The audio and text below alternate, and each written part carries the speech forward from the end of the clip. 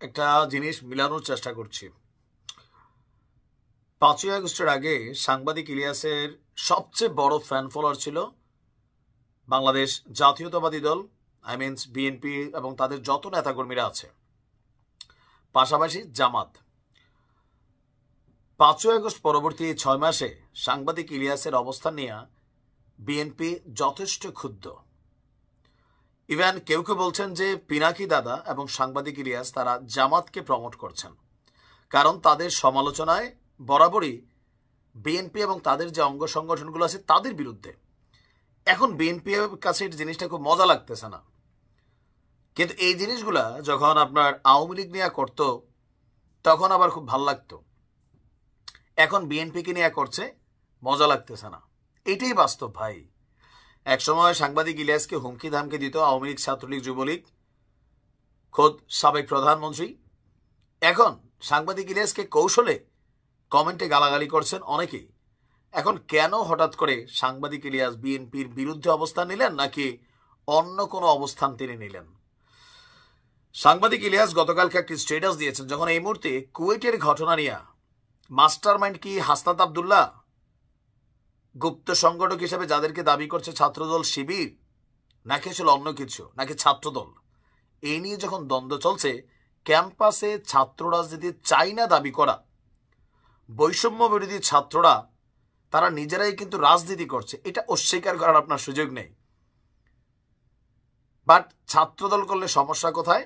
এটা নিয়ে যখন দ্বন্দ্ব হলো, সংঘর্ষ হলো, মামলা হলো, হঠাৎ করে সাংবাদিক ইলিয়াস ভাই তিনি একটা স্ট্যাটাস দিয়ে বসলেন, ছাত্র রাজনীতি নিষিদ্ধ চাই।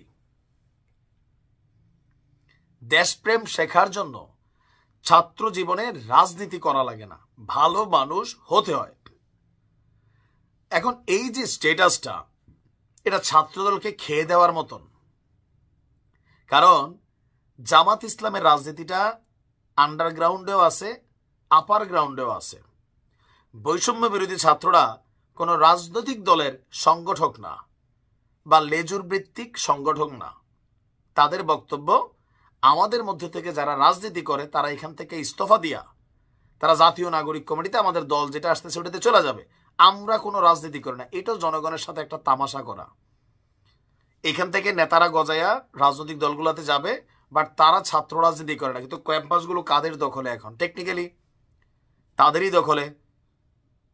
সোজা হিসাব, জামাতের একটা সাপোর্ট আছে ব্যাকগ্রাউন্ডে, এটা অস্বীকার করার কোনো সুযোগ নেই।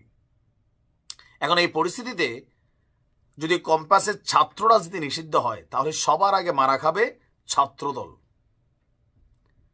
কারণ জামাতের রাজনীতি বোঝার জন্য অনেক ঘিলু লাগে মাথার মধ্যে।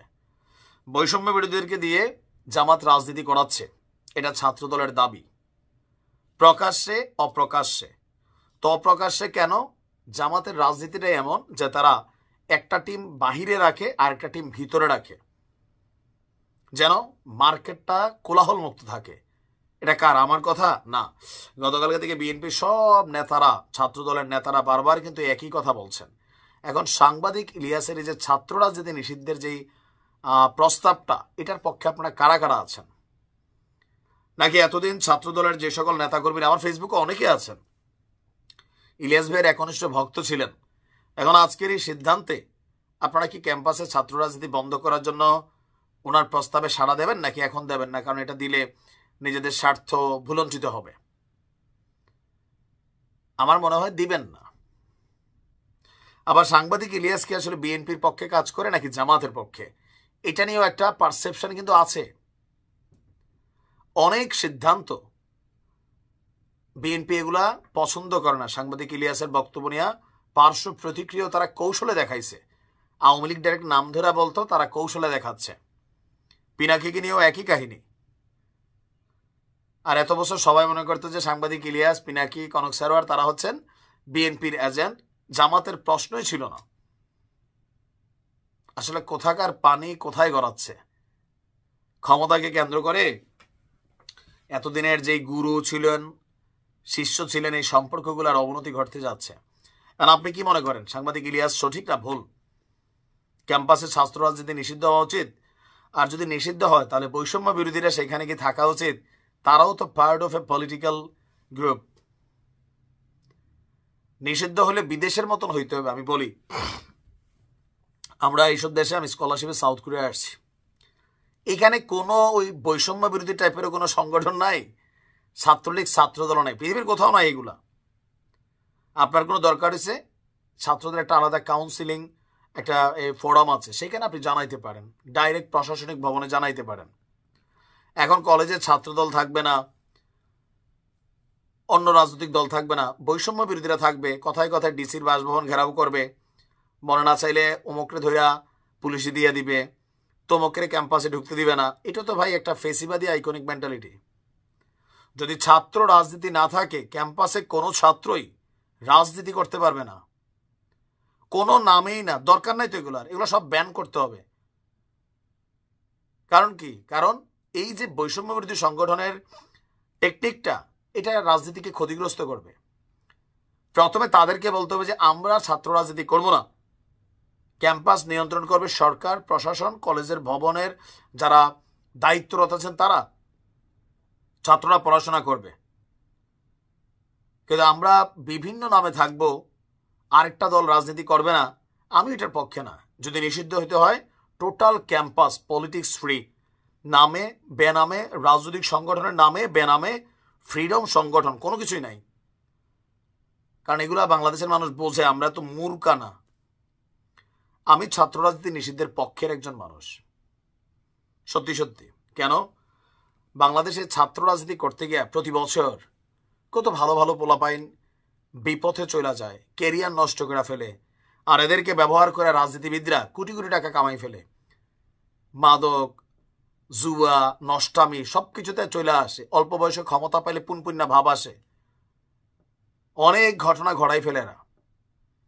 এখান থেকে বের হইতে গেলে যেটা দরকার, ক্যাম্পাসে টোটাল রাজনীতি বন্ধ করে দেওয়া। ছাত্র রাজনীতি করে মানে কলেজ ক্যাম্পাসে ছাত্রদের কি কল্যাণ হয় আপনি বাংলাদেশে দেখেন? আছে কিছু? ওই অমুকের নেতা, তমুকের ভাতিজা, তমুকের পোলা, এরা ভাই কলেজ লেভেলে করে, আসে, সালাম টালাম নেয় পাবলিকের, এছাড়া কিছু না। যেটা এখন বৈষম্য বিরোধীরা নিচ্ছে, সমন্বয়করা এখন টেকনিক্যালি এই কাজগুলোই করছে ক্যাম্পাসে। আসসালামু আলাইকুম ভাই, এরা এনজয় করতেছে, পদ নিয়ে এরা লাগালাগি করতেছে না। কেন করতেছো তোমরা লাগালাগি? ধান্দাটা কি? এগুলো বাঙালি বোঝে, সব বুঝি আমরা। যদি নাই হইতে হয়, সব একদম নাই হবে, আর যদি থাকতে হয় সবাই থাকবে। ওই আমরা কোনো রাজনৈতিক দলের না, আমরা শুধুমাত্র বৈষম্য বিরোধী ছাত্র। তো ছাত্র দল কি ছাত্র না? তারাও তো ছাত্র। এসব খেলা বন্ধ করে টোটাল বন্ধ করেন, আর থাকলে সবাই থাকেন। দেশটারে আর অরাজকতায় তৈরি করেন না। ভালো থাকেন।